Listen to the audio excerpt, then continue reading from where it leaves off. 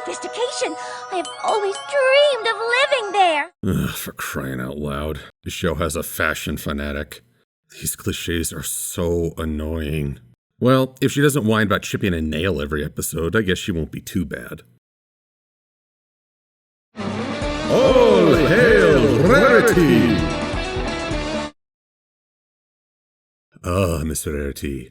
No pony in this show has won over my heart quite like yourself. From the first time I saw you, I had less than positive expectations. I mean, can you blame me? How many characters out there that fixate upon beauty and fashion come off as selfish, shallow, stupid, and all around unlikable? It's become so commonplace that we make the association right away. But you, Rarity, you swiftly broke the mold. Rarity embraced the idea of feminine tropes and turned it to her strength. With style, presence, melodrama, and a kind spirit, she turned so many expectations on their collective heads. And how wonderful that I can celebrate you this Fashion Week. How nice that you didn't invite me over to trap me into one of your... fitting... ew, a dear. Well, okay, can you at least be gentle? That's not gentle, that's the opposite of gentle, that is distinctly non-gentle. Brutality, thy name is Rarity! Oh my God, I swear, I've received beatings more gentle than one of your fitting sessions.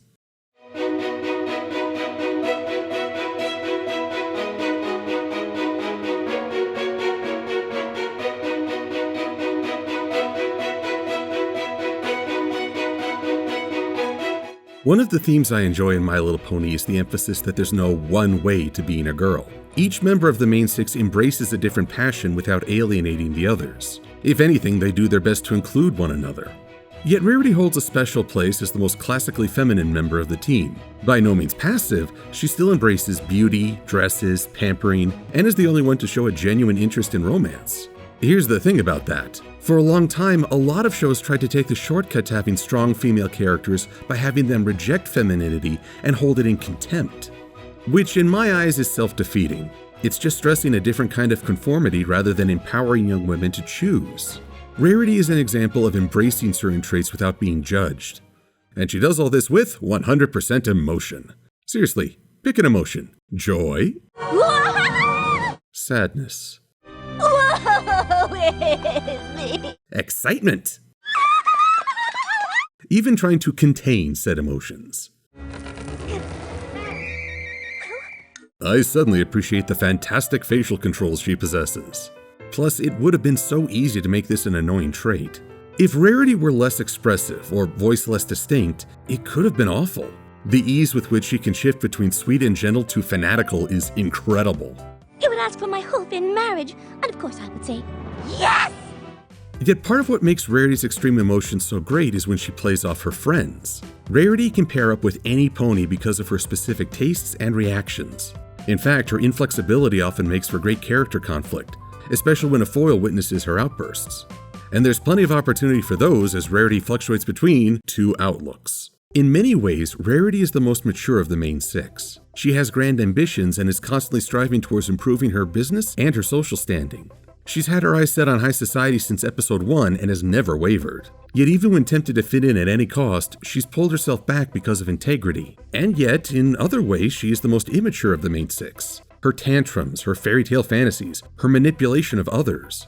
There are plenty of moments where I would say to kids, see what Rarity's doing? Okay, you go do the opposite. How is it that Rarity can flip between two standings without seeming like an unfocused character? In both cases, I would say, that's so Rarity. Yet I think there's a consistency to the switches. When Rarity's behavior turns immature, it's for something she wants. A fantasy future, a sparkling gem, a chance to fix her past. Her selfish side and her drive are a tough combo, and it often takes a big shock to snap her out of it. Usually it's a moment that forces her to stop looking at herself and see the situation around her. Which leads to her greatest maturity, helping others. This is what saves Rarity from falling into a lot of pitfalls that have claimed other beauty-focused characters. Though she has strong opinions on fashion, she's never demeaned another for how they look. A little passive-aggressive, maybe. Let me guess, Applejack. You don't want a new gown either. Yet she doesn't dismiss others or insist that they're not worthy of her work. What if I just spruce up your, duds for you a little bit? She wants to share this creation and get others to see themselves as beautiful, handsome, or any other compliment. Look, here's Twilight to provide a contrast. And Joe is not sleek, stealthy con maid. He's big, gruff, and messy. Hey! Although, you would look rather dapper in a tuxedo. Rarity is materialistic, but she directs that towards gifts and creations that bring out the best in others. Her love of fashion is expressed in spreading confidence, not shallowness. It's the difference between saying, this dress makes you look good, and this dress looks good on you. One of the hallmarks of strength and maturity is that you don't have to rely on putting someone else down to stand tall. Rarity shows the world her best through her own work, not relying on shortcuts. And we've seen that unfold through her 3 boutiques, each of which she's earned. We saw Carousel Boutique in episode 1, but I don't think Rarity's business came up until episode 10, when it was being destroyed by parasprites.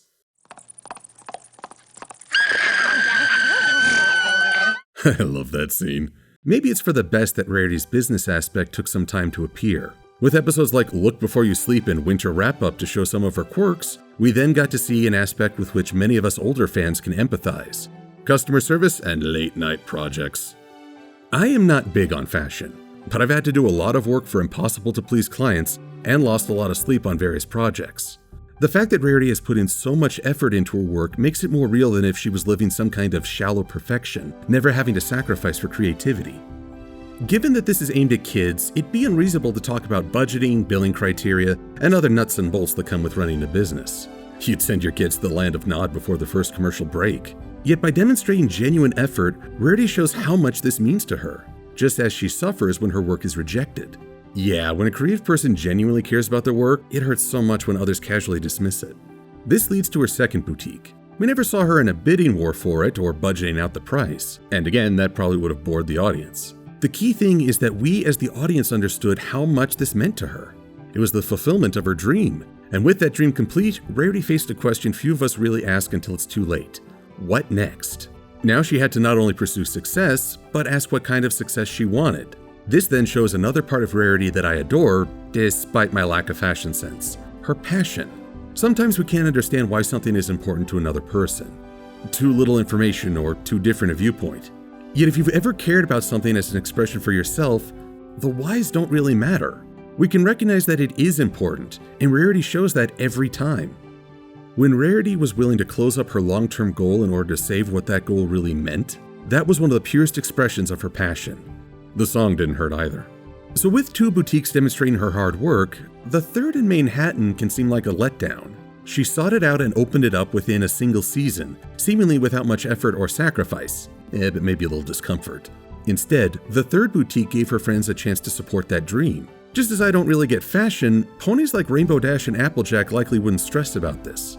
Yet they understand Rarity's love because of the past. She's found ways to share her love through gifts. Aside from Fluttershy, none of them seems to know much about sewing or textiles. Rarity is smart to not try and force them into that, despite the occasional sweatshop setup. She knows that it's the end result and the creativity demonstrated that forms a connection. It's even had an impact on her little sister.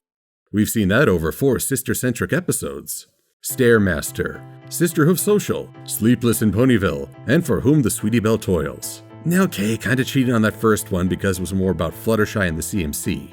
Yet it started out with Sweetie Belle doing her best to mimic Rarity. It took so long to make, but I think it has just the right touch, don't you? For a pony who is supposedly destined to have an awesome singing voice, it's amazing how little focus that's received. Because more often than not, Sweetie Belle is trying to be like Rarity. From a tiny age, she's wanted to make an impression just like her big sister. And their relationship isn't idealized. It's probably the most believable sibling relationship in the show. They intrude on comfort zones, play one another as only family members could, and they show how a sibling bond can mean so much and bridge a lot of gaps. Plus, as Sweetie's grown older, she's started to push back against Rarity. She's developing her own identity while still trying to follow her big sister. It's no wonder these 2 starred in my absolute favorite episode. Of course, Rarity's no slouch when it comes to connections outside of friends and family. That includes her 5 big endorsements: Hoity Toity, Sapphire Shores, Fancy Pants, Prim Hemline, Fashion Plate. All big names within the fashion culture, and all incredibly weird names for me to say. It's very awkward. Oh, the whimsy! Quiet, you! The thing about all these connections is that Rarity earned each one. There was never any insider connections or nepotism, and Rarity has won over the elitist culture by being true to herself. Yet I hear you say silver, you fashionable falcon. What about spice up your life? Yes, perhaps one of Rarity's greatest blunders, giving in to conformity. I've said before that I didn't like the absolutes presented in that episode, but I do think Rarity's heart was in the right place and that it says something about how she helps. Rarity is a risk taker. She'll put her reputation and her business on the line to make an impression and does so knowingly. Yet because this wasn't her business, I think she decided to play it safe. She ended up wrong, but I appreciate that she's not reckless with another pony's dreams. And it was Rarity who recognized what needed to be done to fix a seemingly hopeless situation, which shouldn't come as a surprise, because Rarity has done some amazing things over the course of this show. She's provided an example of a feminine character who is not weak or foolish, that one doesn't need to reject what is considered girly in order to be strong. With class, audacity, and compassion, she's won over a large part of both Equestria and the audience. Which includes me, dear Rarity. I'm glad you're a part of this show and wouldn't trade you for all the gems in the world. I'm Silver-Quill. Thanks for watching.